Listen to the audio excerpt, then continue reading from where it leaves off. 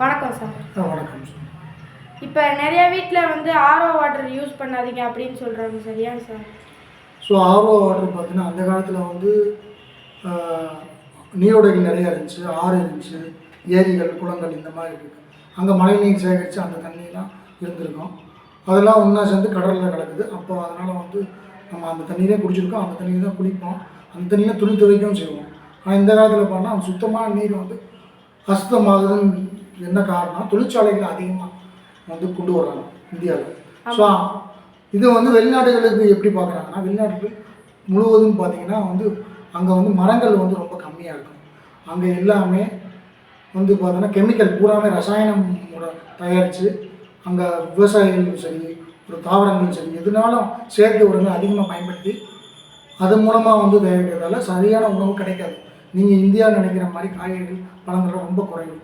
அங்கே எல்லாமே வந்து ப்ரெட்டு, கேக்கு இந்த மாதிரி துரித உணவுகள் தான் அதிகமாக சாப்பிடுவாங்க.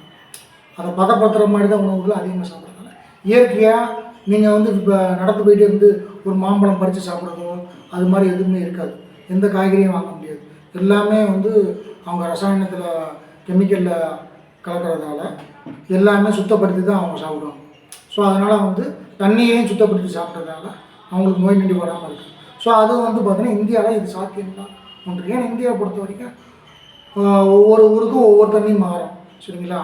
ஆறுகள், ஏரிகள், குளங்கள் இந்த மாதிரி ஒவ்வொரு தண்ணி நம்ம கலந்து மிக்ஸ் ஆகி வர்றதால அங்கே எல்லாமே ஃபில்டர் ஆகி வருது. ஸோ ஃபில்டர் ஆகி வர்றதால நமக்கு வந்து சுத்தமான நீர் வந்து எப்பவுமே கிடச்சிடும். அங்கங்கே போர்வெல் வாட்டர் இருக்கிறதால உப்புலங்கள் நிறைய இடத்துல வந்து பதியுது.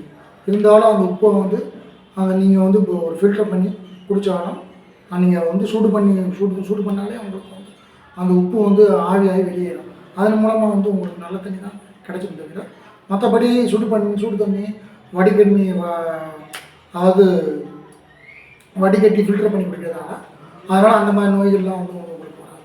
ஸோ அந்த காலத்தில் வந்து சுடு தண்ணியை அதிகமாக பயன்படுத்தினதில்லை. இந்த வெந்நீர்னாலும் எதுனாலும் பச்சை தண்ணினாலும் எந்த காலகட்டத்துலேயும் பச்சை தண்ணி தான் அதிகமாக பயன்படுத்திக்கிறாங்க. ஸோ குளிர்காலம் மழைக்காலம் மட்டும்தான் அதை சூடு பண்ணி அதை பயன்படுத்தியிருந்தாங்க. ரொம்ப நன்றிங்க சார். நல்லது.